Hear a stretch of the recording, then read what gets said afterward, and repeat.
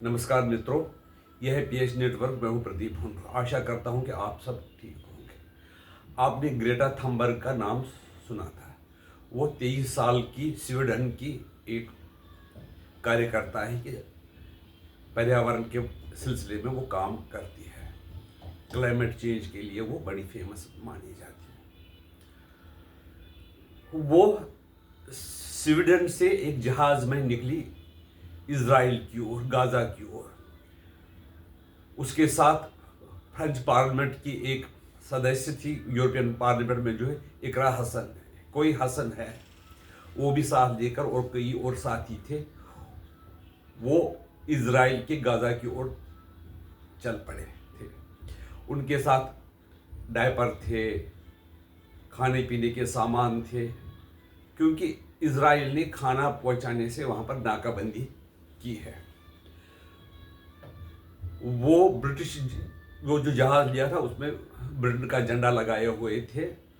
तो वो जो उन्होंने पाबंदी लगाई दी थी इजराइल ने खाना पहुंचाने के लिए या दूसरी दवाइयां पहुंचाने के लिए, उसको तोड़ने के लिए वो इजराइल के गाजा की ओर चल पड़ी थी। उसके साथ कई साथी थे, जैसे वो एक हसन थी, फ्रेंच ओरिजिन की यूरोपियन पार्लियामेंट की मेंबर।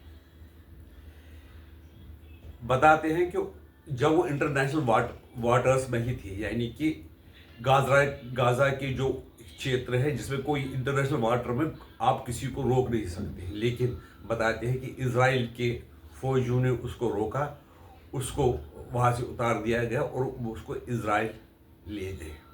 उसने जो लास्ट मैसेज दी थी उन्होंने, ये जिसमें उन्होंने कहा था कि इजराइल के फौजियों ने हमें किडनैप कर लिया है, हमें पता नहीं हमें कहां ले जा रहे हैं।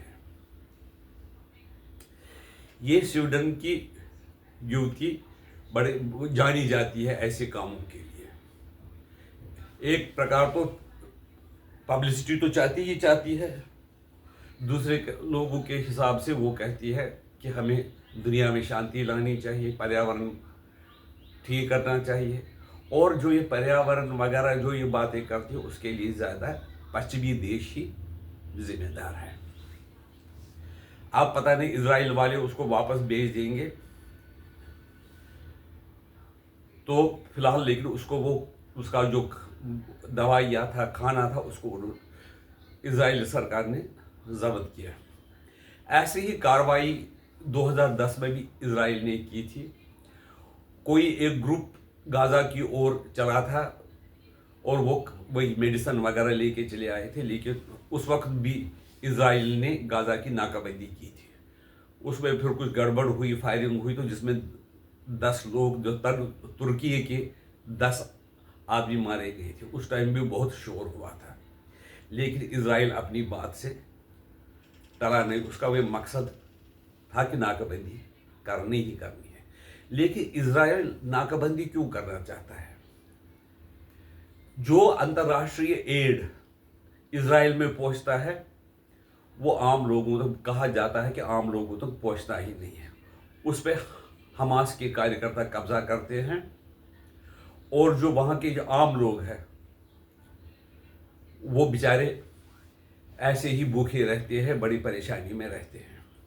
थोड़ा बहुत मुमकिन है कुछ देते होंगे, ज़्यादातर वो हमास के कार्यकर्ता ही जो है वो उस पर कब्जा करके बैठे हैं, और वो शायद लोगों को बेचते भी है।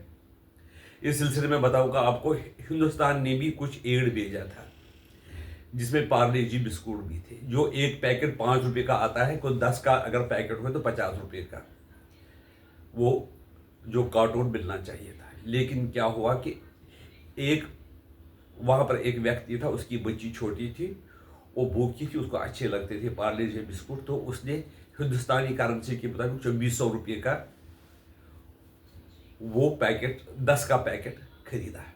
इसका मतलब है कि वो जो एड दुनिया का आता है, इंटरनेशनल एजेंसी दे दे, चाहे फ्रांस दे दे, अमेरिका दे दे, रूस दे दे, वो आम लोगों तक पहुंचता ही नहीं। आम लोगों को उसको 10 गुना दाम, 20 गुना दाम देने पड़ते हैं, तब जाकर उनको मुश्किल से थोड़ा सा पानी, थोड़ी सी दवाई, थोड़ा सा खाना, थोड़े से कपड़े मिलते हैं।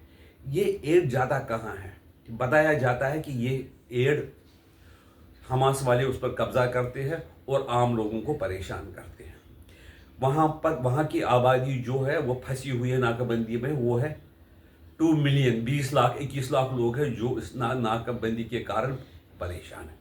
लेकिन हमास के लोगों को भी उनकी चिंता नहीं है और इजराइल की चिंता नहीं है। इस संबंध में ये मैं बात करना चाहता हूँ, जब हमास के लोगों ने इजराइल के कई लोगों को 7 अक्टूबर 2023 को मारा था, बलात्कार किया था, बंधक लिया था कई लोगों को, अभी बंधक उनके कब्जे में ही है। उस वक्त ग्रेटा थंबर्ग ने कोई बयान नहीं दिया था। उसने इजराइल के संबंध में और जो बलात्कार हुए लड़कियों के साथ जो मारे गए, जो बंधक बनाए गए थे लोग, उनके पक्ष में ग्रेटा थंबर्ग ने कोई बयान नहीं दिया। ये अगर कार्यकर्ता होना चाहिए जो कि बिल्कुल निष्पक्ष हो, नहीं तो ये ऐसा होता है कि पैसे देकर ये समझा जाएगा कि ये पैसे देकर कुछ भी बयान देते हैं। इस संबंध में आपको मैं ग्रेटा थंबर्ग का टूल किट का वो बयान जो फार्मर्स एजुकेशन को उन्होंने समर्थन किया, उसको पता ही नहीं था कि फार्मर्स एजुकेशन क्या थी। ये 3 कानून जो बने हुए थे उनका क्या मकसद था, वो क्यों बनाए गए थे। लेकिन कोई जो एजेंसीज वगैरह है इंटरनेशनल, चाहे सोर्स हो, सोर्स हो और डीप स्टेट अमेरिका की हो, वो पैसे देकर किसी जगह पर अफरा तफरी पैदा करने के लिए ऐसे फंड्स उनको देते हैं और ऐसे कार्यकर्ताओं को आगे करते हैं। उनको भी पैसा मिलता है और जो डीप स्टेट के मकसद होते हैं वो भी पूरे होते हैं। क्योंकि ये बात बाद में पता चली कि टूल किट जो थे वो डीप स्टेट ने बनाए हुए थे, जिसमें खालिस्तानी एलिमेंट शामिल थे, एंटी इंडिया एलिमेंट शामिल थे, और वही उसको पकड़ा गया था। तो जब तक उसने वो पोस्ट किया ट्विटर पर, तब जाकर लोगों को पता चला कि ये पहले से ही टूल किट बना हुआ है, उसमें क्या करना है क्या नहीं करना है ये पहले से ही उनको बता दिया गया। लेकिन जब उसको समझ में आ गया ये टूल किट जो बनाया हुआ है ये तो हिंदुस्तान पे गड़बड़ी फैलाने के लिए किया गया है, तो उसने वो अपना जो पोस्ट है उसको विड्रॉ कर दिया।